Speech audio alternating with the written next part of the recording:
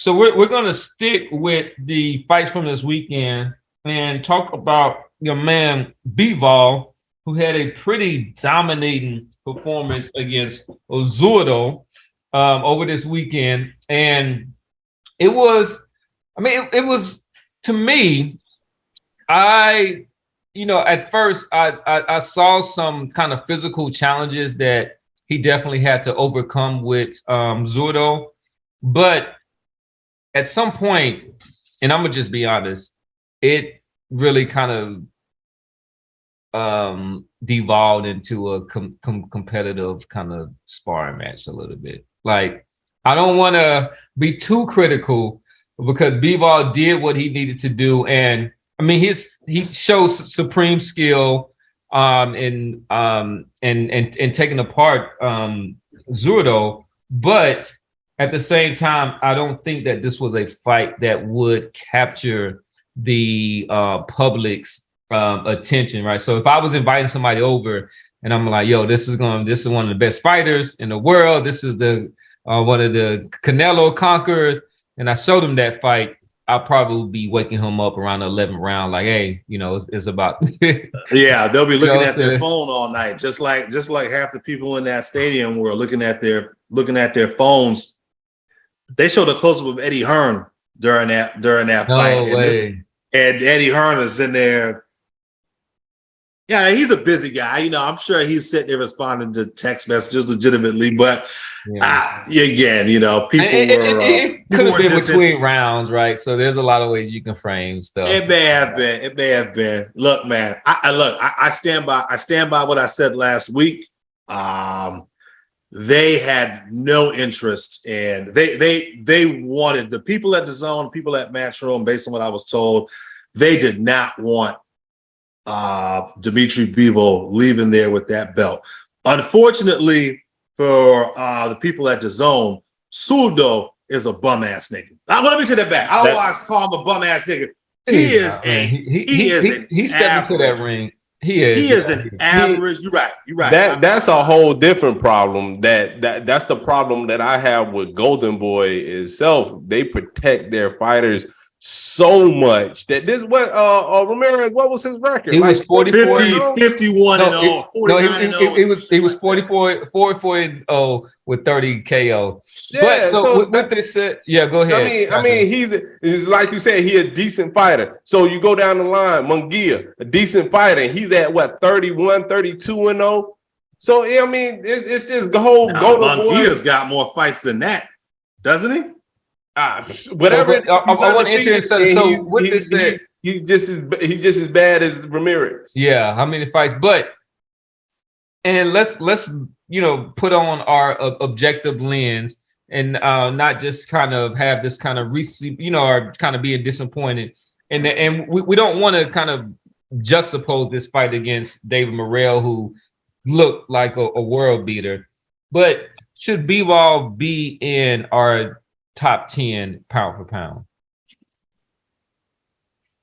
Oh man, should Bivol be in the top 10? A lot of people are putting them in there. That's what I'm saying. But is that really unfair? Yes, it's unfair for the how many rounds has he lost? So there's 3 unified champions that's in the top 10, right? Yeah, or multiple division. And then you have Spence with 3 belts. You got Beterbiev with 3 belts. Yeah, that's 5 right there. You've got Ahmed Aliev and Cool Boy Steph with 2 belts apiece in that division. So no, you've got Inoue with about to be undisputed. Yeah, that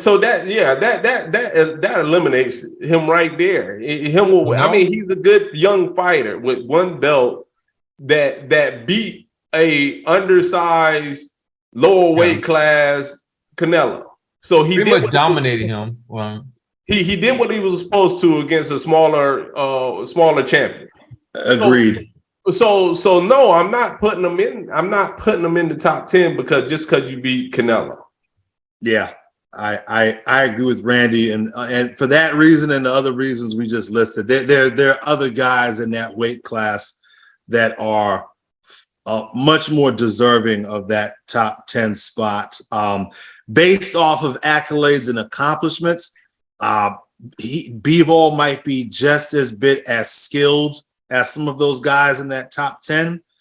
I just don't know that he's got the accolades and accomplishments to bump any of those guys, especially the unified champs and the multiple division champs. It's funny you talk about. He does have. So it was funny because I think that I said that I like his feet. Right. I thought that he had, the kind of quick. I mean, great feet. You know what I'm saying? Yeah, he has good feet in there. But I remember you had talked about Coach talked about, him throwing an uppercut. And you said something to the effect that I've never seen him throw an uppercut. I was watching throughout the fight. He threw a left uppercut. I saw one. And I watched pretty much every minute of every round. He never threw a right uppercut. Which there are effective ways to get that in against a southpaw in there, but there are some.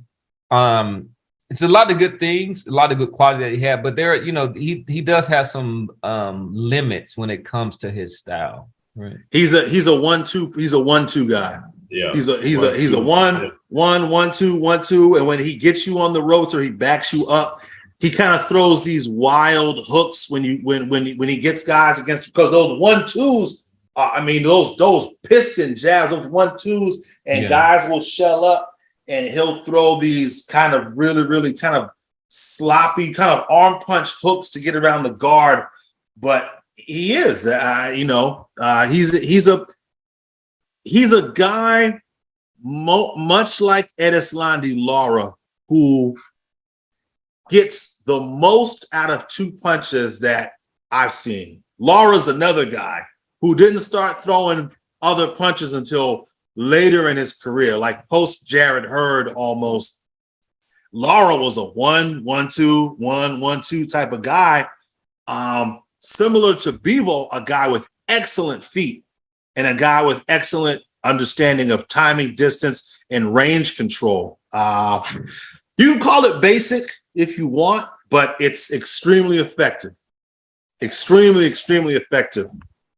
And we want to, right, let's use that to kind of transition. We're going to come back to the WBC and their mandatories. We didn't kind of want to, because they've done it throughout each of the weight divisions, but we want to talk about the light heavyweight division, which directly impacts the results of the Bivol versus Zurdo. So the champion, who altered Beterbiev, who has the IBF, the WBC, and the WBO titles.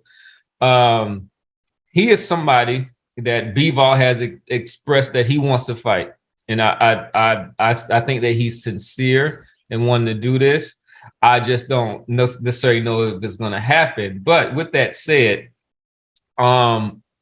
he is Beterbiev is mandated for his WBO against Anthony Yarde. And so they have not even given who I think that Bivol holds what belt does he hold? The WBA? Bivol's got the WBA belt. Yeah. Is it BO or BA? BA, because WBO, the mandatory is Anthony Yarde. So, but Caleb Smith has been designated as a mandatory challenger and will face presumably the winner of the Beterbiev Yarde winner at that point. I'm not necessarily if they can't make undisputed with that. Yeah, because I think that there is a certain allowance that you get if you are going to fight for undisputed, that you can push off your mandatory for one of those belts in there. I'm not interested in seeing an Beterbiev versus Caleb Smith fight. This is presuming that he gets past Yarde, which I think that he will. I think that he'll knock him out around the fifth or sixth round. Yeah. Oh, I think that fight's a lot tougher than people are expecting. Really? I got Beterbiev winning, but that's gonna be. I don't think it goes 12. but that's gonna be a tough fight for Beterbiev. Yeah, I was thinking maybe like 10, but I still had Beterbiev knocking him out. I mean, Yard is a massive 175er. I mean, Yard looks like a cruiserweight come fight night sometimes. I mean, he's a big guy. I don't think Beterbiev is going to be able to come forward and steamroll him, but we don't want to go too far down that rabbit hole. Sorry, Cam. That's what you were saying.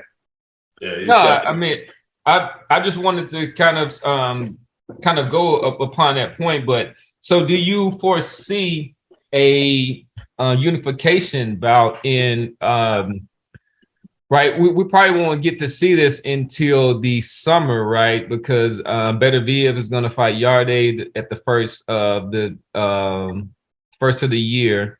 Yeah, there seems to be a lot of kind of barriers to that fight for some reason. There is, man. And look, I brought this up in the last show when it came to the commodity, Bivol's value as a boxing commodity. Bivol's Russian. Beterbiev is also Russian. He's lived in Canada for a very, very long time, and Top Rank is able to spin that as best they can. Beterbiev is also an English speaker. So was Bivol. He spoke, right? Not nearly. Beterbiev is a much better English speaker. And he believe he speaks French. Point is, Beterbiev can fake the funk, right? Yeah. You may be able to do that fight in Montreal next spring, right? In Canada, you got the adopted Canadian son against the guy who lives in California, right? It is an undisputed fight. What you don't want is the geopolitical stuff to come in when you've got two Russians. The WBC, and we didn't touch on this, the WBC dropped all Russian and Belarusian fighters from their rankings over this weekend, this past week. I didn't even know that. Really? Yeah, and don't take my word for it, listeners. Go back and check. If you don't think that real world geopolitics plays a factor in the world of boxing, it does. And before Russia invaded Ukraine, it would have been a no-brainer to have this fight in Russia, in Moscow. The Russians will be throwing around big bucks to have an undisputed fight in someplace like Moscow or someplace. I mean, it would have been big, but given the politics. But even before this weekend, I even like a place because there is because a lot of the Kazakhstan and other fighters there, they have the Muslim religion. So a lot of times they have a big following in the Abu Dhabi and the Emirates in that area. But the reason I hesitate on that is because there was a lot of empty seats for this fight. Yeah. And they had how many Arab fighters? I mean, they had Galal Yafai was on there, his brother, whoever Yafai. They had a ton of Arab fighters on that card, and people just were not interested. People will show up for Beterbiev in Montreal. Yeah.